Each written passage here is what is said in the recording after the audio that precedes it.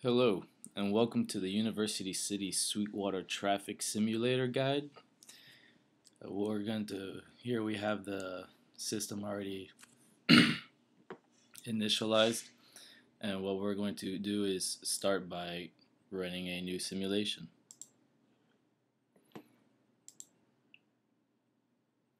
We enter any random number just for the seed generator,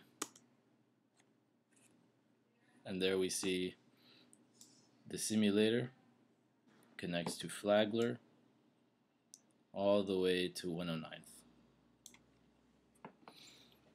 So we begin the simulation,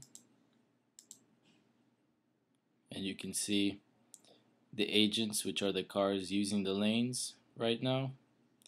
They're generated, and here we have some traffic lights that are red. You can see right here they're going to stop. These other ones are green. They're going eastbound. And taking a look at the settings, some interesting features we have are the show the predecessor graph, which we can see that right here. This one connected to him. If we don't want to show the predecessor, we could also show the successor.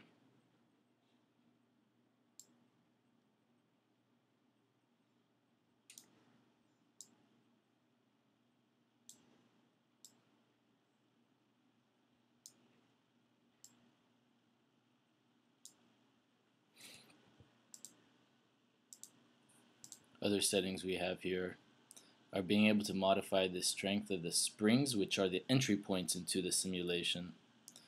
So this right here is a spring, and another key term to keep in mind are sinks, which are exit points. But for this user guide, I will be saying entry points and exit points. Here we can modify the entry points by how many cars are generated per minute, and this way we can change certain conditions of the simulator so that other conditions, lanes, entry points we can block, exit points block. We can use this to simulate certain accidents, connectors and conjunction lanes, intersections essentially. Here we can either take off the live stats panel, which is what you see over here on the bottom, as well as we can have the option of viewing certain information such as the IDs of each cars, the acceleration, obstacle distance, and we can have that all at once if you really don't mind a very noisy screen, or you can just see them all by themselves. Car speed as well. We can also change the language from English to Spanish to German. Here on the side we have other settings.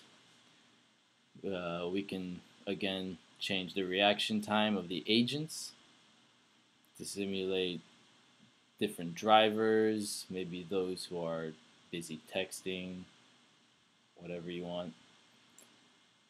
Other values such as the max speed that the cars are allowed to have, how fast they need to slow down, and once they see an agent in front of them. And here in the live stats panel we have just certain metrics, real time, simulation time, because you can speed up the simulation or you can slow it down as well. And you're able to do that through various ways using the graphic user interface. We also have information about the entry points, telling us how many, and we have the same thing for the exit points, again called sinks here.